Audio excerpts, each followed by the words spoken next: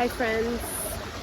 So I want to talk about vices because is it true that all people have a vice? Like, is it true that people are always gonna have vices? Like, is it ever possible to not indulge in something that maybe you're aware that it's not the healthiest? Because, like, okay, let's define what a vice is. It's Friday love, welcome back to my channel. I hope you enjoy the video. Okay, let's define what a vice is. I took some notes.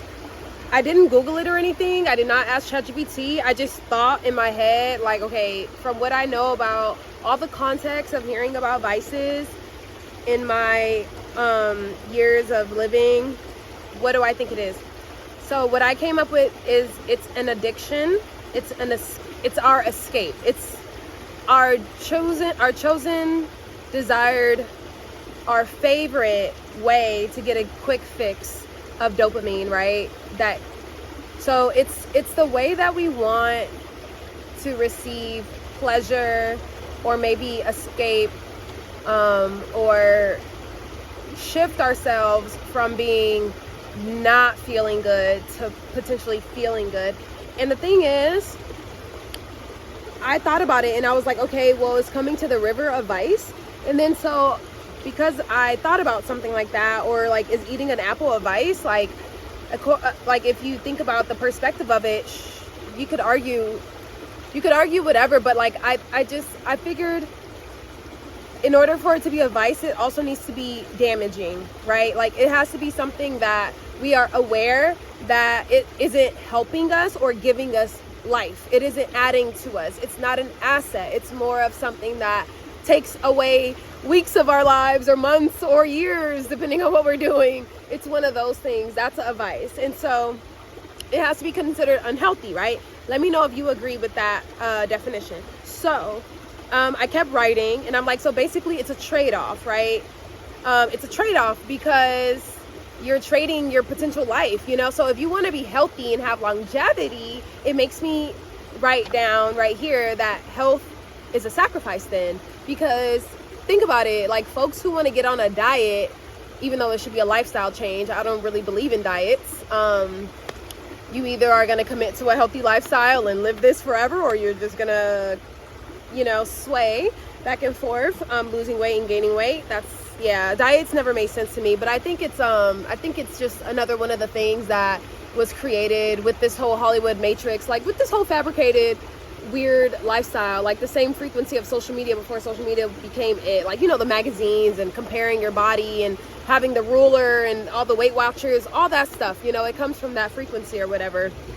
But anyway, having health is a sacrifice. So let's say somebody became bigger mass, like they acquired more mass on their body because they like to indulge in they like potatoes, they like food, like they like food a lot. Like when they see food, they want the food and they don't really care what type of food it is, or maybe they do, but maybe what they mainly eat, or maybe they just eat a lot, because to gain a lot of weight, that implies that you're accumulating more than you're exporting. You're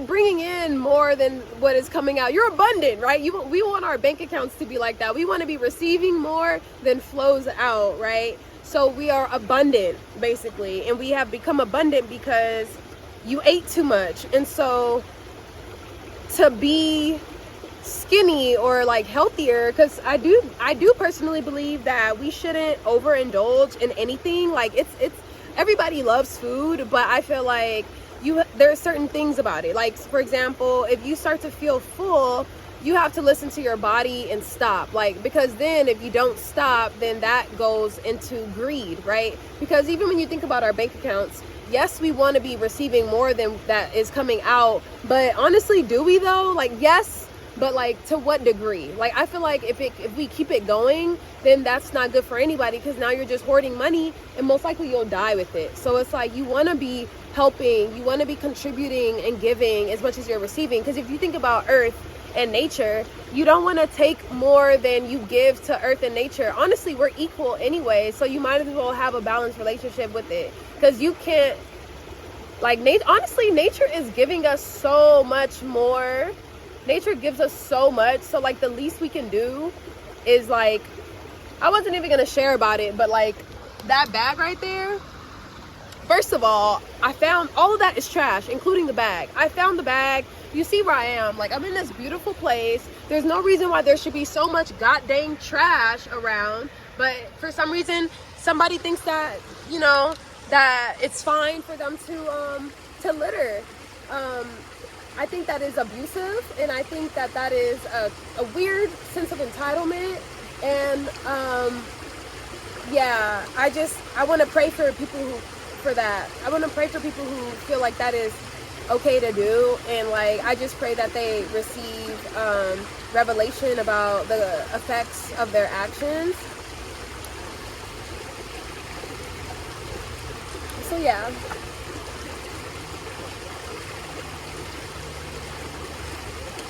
Yeah, Ashe. So yeah, with that being said, let's keep going. So health is a sacrifice, right? Like, let's say somebody who likes to drink alcohol. If you like to drink alcohol, then it's going to be a sacrifice for you to not be drinking it, because now you have to go out and like be the odd one out and deal with people asking you questions. Are you pregnant? Why you don't want to drink? You know, come on, you got to deal with the peer pressure. So there's a sacrifice. If you just go ahead and do it, then you don't have to deal with that, right? But at the same time, when you do it, you're sacrificing your health. You're sacrificing the fact that the next morning you're not going to feel that good. You're going to have to take hours to recover.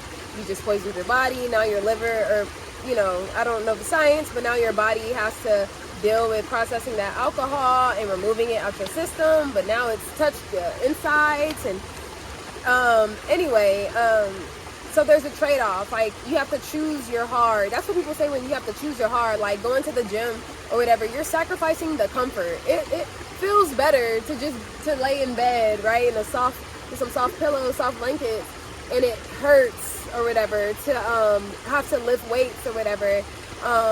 But at the same time, if you're in the bed all the time, then maybe you might gain weight, or, you know, your mental health might deteriorate if you're doing it obsessively, right? Like, if this is your vice and you it's a habit, right? Like, it's a consistent thing. It's your favorite means of escape. So that means that you're going to this thing time and time again. It's consistent, right? So if you have a habit of staying in bed all the time, yes, you're sacrificing being able to move giving your body fluidity and like moving energy around, right? You might be welcoming stagnation into your life because you aren't moving much. You know, you're gonna keep the same perspective because you aren't giving yourself new perspectives to look at. You know, like when I go on walks, sometimes I like to take new paths, even when I'm driving.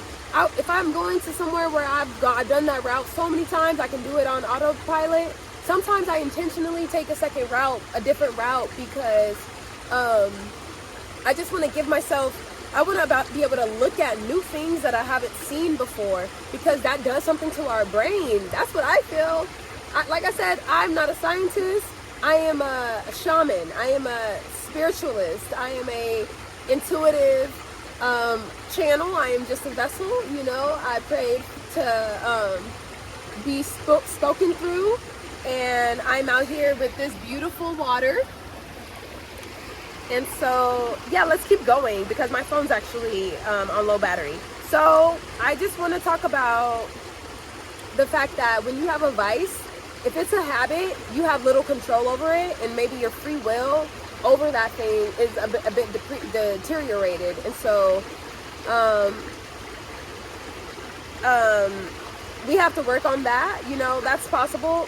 We're still human beings, and we still are able to will ourselves. It just takes more effort now, right? It's like the inertia, right? It's going to take more. If you have a huge train, it's moving. It's already got momentum. It's moving. To stop that train, and matter of fact, to start to reverse it, to make a U-turn, it's going to take some time, it's going to take some effort, but it's possible. You just have to stay consistent, because you can't try to stop the train, right?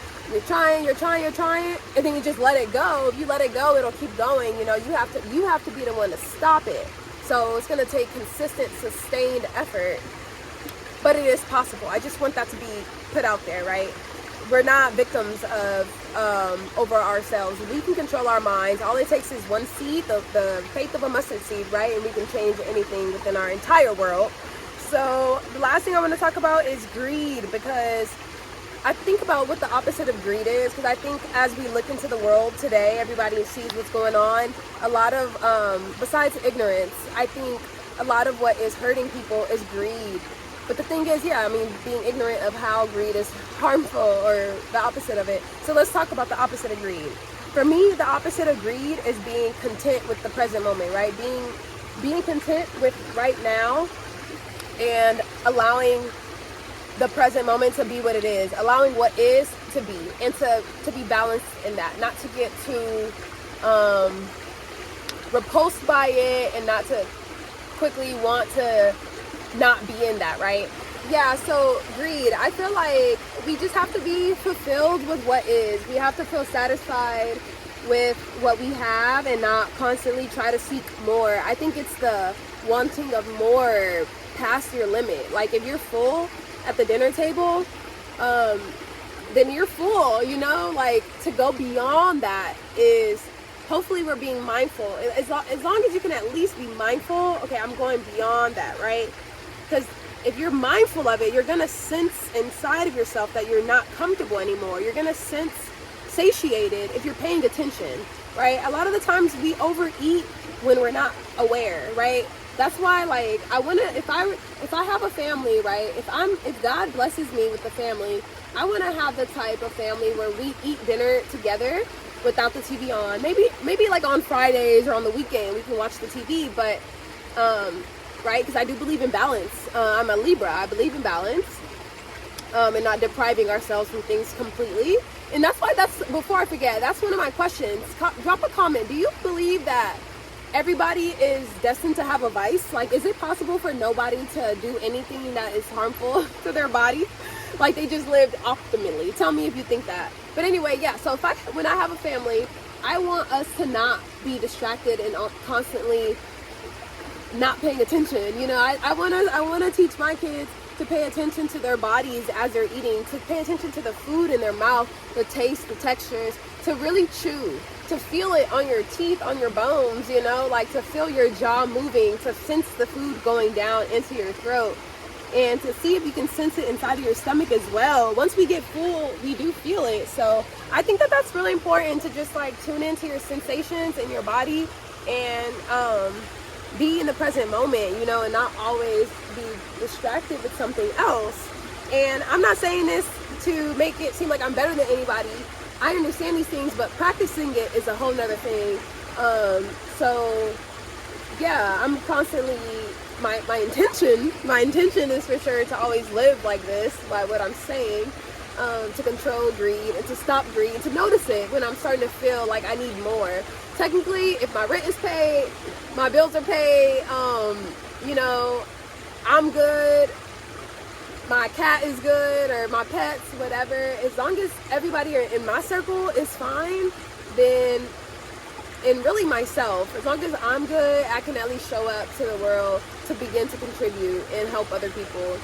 But we have to be not on E, you know, spiritually. But how you gonna win when you ain't right within? So it's not just about having all the designer bags or having the penthouse suite on deck or anything. It's not about the exterior feeling like you made it, but inside, are you able to, when somebody cuts you off, are you able to keep your cool and to keep perspective and to maintain your inner peace, you know? Or do they have the power to enrage you, you know? So are you able to stay, you know, calm, you know?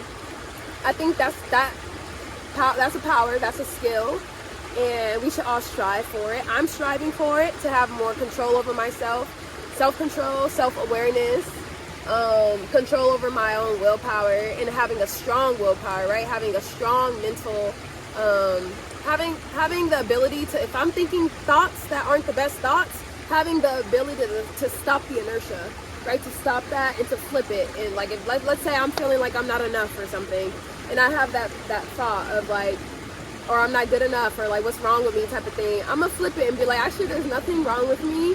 I'm constantly striving to be better day by day. I am progressing 1%, even if I just get 1% better, my efforts compound. Telling myself that I am worthy and I am deserving. I am a daughter of the Most High, and I am loved divinely. I'm guided divinely, protected on the deepest levels that I can't even fathom. And so that's what you got to be able to do.